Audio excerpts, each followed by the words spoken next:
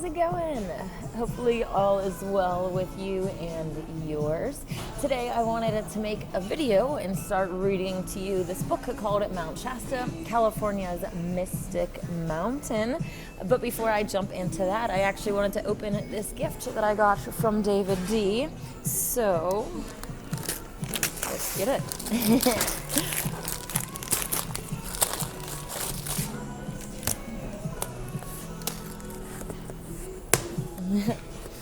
All right, let's look at the card first. Inanna, woohoo!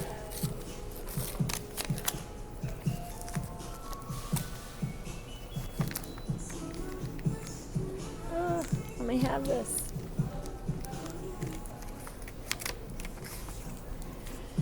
You have a caring heart and a generous spirit.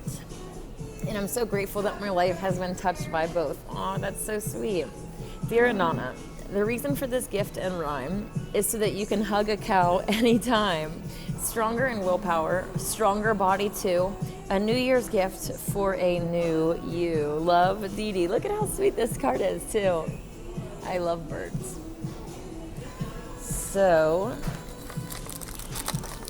oh, that's why, okay. Oh, they're little cow stickers.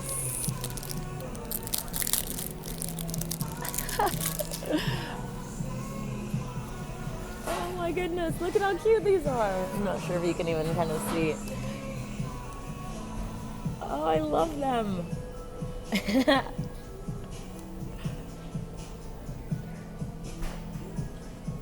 like they're all different too. That's really cool.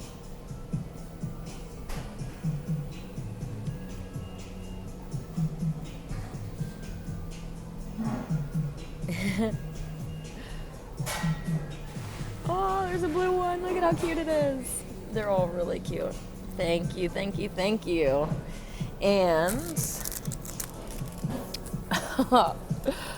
oh, look at how cute this is. It smells really good too. Like lavender scented. This is also, it looks like one of the, they make these different stuffed animal type things, stuffed animals, that you can actually put into the microwave or into the freezer. So, you know, if you like want it to be warm or anything. I've actually bought some, not like this one, but one of these stuffed animals for my niece. So, thank you. I love that. I can hug a cow whenever I want. Love it. Thank you also, again, by the way, for the cow hug therapy. That was really awesome. I have some other pictures and footage that I wanted to put together in a special music video coming up. So hang on tight for that. And let's get into this book. Okay, chapter 1, the Mount Shasta Mystique. They showed a picture here. In repose on top of the mountain, the legendary Lady on the Mountain can be most easily seen while traveling on Interstate 5 between Dunsmuir and Mount Shasta City. Her features are clearly defined during the winter months when Mount Shasta is heavily cloaked in snow. So yeah, right here is her face. There's like even a little part for her nose and then the breast. And like it's saying, it's very, very obvious when she's covered in snow. It's really pretty. So, the Mount Shasta Mystique. High in the mist and sealed throughout the ages in ice and snow, the ancient volcano, or the ancient giant tree, that is Mount Shasta is wondrous to behold, a glittering enchantment, an awesome mountain sacred to many. For over 100 years, psychic souls have been writing strange things about this shining peak, which rises in solitary splendor 14,162 feet into Northern California's blue sky. Perennially blanketed in white, Mount Shasta appears to be serene. She is serene. She is immutably silent and heavily permeated in mystery, myriads of mysteries. Her fame has spread to India, to China, to Peru, and seers in other far-off lands will tell you that mystery and intrigue have always been synonymous with this great landmark. Mystery and intrigue indeed. Would you believe secret caverns lined with gold? Strange lights on her slopes? Golden domes, ringing bells, supernatural beings? Ancient Lemurian gold mines? Cities 10 miles beneath her crest? Many summer suns have witnessed all manners of happenings, and many winter moons have transformed this mystic mountain into a luminous white shrine. She is definitely all season, all year around, she's beautiful. But especially like under the full moon when she's covered in snow, like in the middle of the night, it's just really gorgeous. A shrine sometimes enhanced by strange lenticular clouds, which hover just above her snowy peak, creating, of course, even more peculiar tales that spaceships hide in those odd circular cloud formations, and that Mount Shasta is one of their fueling sites. I've said before that Mount Shasta is a portal that entities enter in and out of our realm through, and underneath of Mount Shasta there is a nexus point for the underground subway that goes all the way around the earth, a high-speed subway system that obviously humans do not have access to. If that sounds outrageous, let me state that more than one person living on the slopes of Mount Shasta have seen spaceships. There's actually a lot of people that claim to see spaceships. Of course, our governments have the ability to build these things. So some of them are these entities messing around, and others are actually these spiritual beings that are doing whatever they're doing. Mount Shasta is also a vast playground for travelers who ski its slopes during the winter or climb to her crest during the summer months. And that's why it seems paradoxical that so few of them realize that this mountain is as sacred as Sinai to many mystical sects and cults all over the world. Obviously, I came here as well because I know that this mountain is sacred because it is the root chakra. Not just the root, it's actually known as the root, the heart, and the crown. And that kind of makes sense if you're standing up straight. Your root is down here at the bottom and your crown is at the top. They're on top of each other. But then there's also, the vertical chakras or horizontal chakras in comparison as well. So it's a multi-faceted system essentially that we are living inside of. It's true. Very few visitors photographing the mountain realize the ethereal beings possessing supernatural powers are reputed to dwell beneath her mighty flanks. And maybe it's just as well. Still, many books have been written about this western peak and the strange goings-on, and these writings have, in turn, attracted metaphysicians, parapsychologists, seers, mediums, and other mystics to her slopes. And they, too, wonder about the stories. Is there really a beautiful city or cities inhabited by advanced civilizations 10 miles beneath this snowy mountain? And if there are these cities inhabited by Lemurians, survivors of the lost continent of Lemuria, and then in parentheses it says Mu, which we're going to get into in a second, or are they inhabited, as some claim, by a colony of Atlanteans, survivors of the lost colony of Atlantis? So this is a good spot to put in these maps here. These are just a generalization of where the lands used to be. I personally don't really subscribe to any map or model because we can't travel freely, and I don't trust the people that are making the maps.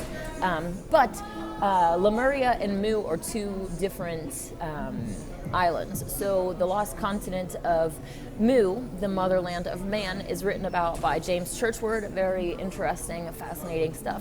And that was actually right here next to us in California, overlapping some of the land here. And Lemuria is actually over by Madagascar. If you look into writings about this, the person that actually discovered it was talking about these lemurs being there. And so Lemuria and Mu are two separate islands. And it's kind of interesting that the word Lemurians or Lemurians, if you were French, the Lemurians, those from Mu. So I think there's deliberate confusion with these Lemurians and those from Mu on purpose. Is there really a marble and gold temple inside Mount Shasta, as has been written, where Philos the Tibetan comes to teach a chosen few? And what about that prospector operating under the alias J.C. Brown, who claimed to have discovered within the mountain a great cavern upon whose walls hung golden plates and shields engraved with strange drawings and hieroglyphics? And the cavern floor, he wrote in his journal, was littered with the skeletons of a giant prehistoric race. Most of you already know that giants are real. There's multiple different... First of all, when God originally created humans, we were a lot bigger. Over time, He's made us smaller and made things around us smaller, right? Like we don't have the giant trees anymore. And yeah, there's more complexities that can be added when we become smaller. So there's those original giant humans, but then there's also the giants that came from the fallen ones, the Jinn, who shapeshifted into human form to impregnate human females. They also begat giants, and those are the ones that, were terrorizing everything and the reason for the flood, ultimately. So, anyways.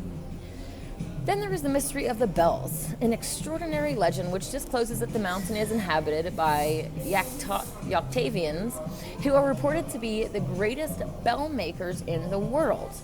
This is one of the most fascinating mysteries concerning Mount Shasta, and was recorded under the title California Bell Legends, a survey, in the California Folklore Quarterly, published by the University of California in Los Angeles, Volume 4, Number 1, January 1945.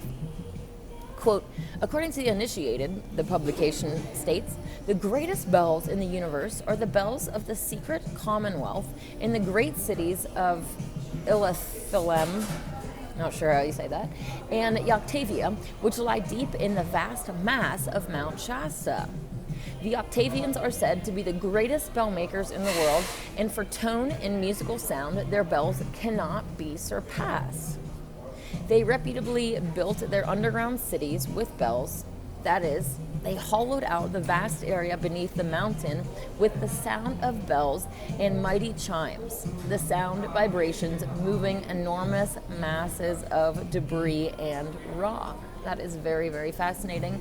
Obviously, many of us have already heard about like levitation and finding the specific frequency of an object, and you can actually make it levitate by using that specific frequency.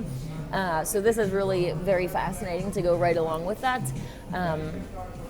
Yeah, obviously we weren't there, we can't confirm, but it's definitely an interesting allegation nonetheless. Furthermore, it is said that the constant and continuous sound of bells illuminate their great halls, corridors, and tunnels by vibrating atoms of ether in such a way as to promote light. Fascinating. According to the legend, the Octavians, in order to ensure their privacy, erected a great bell made of transparent material on the northwest side of the mountain. Material which reflects no light and it is invisible beyond 18 inches. The wind, striking the lips of this bell, causes a sound so high-pitched and of such peculiar vibration that it repels would-be trespassers on the holy ground that surrounds the entrance to the secret commonwealth.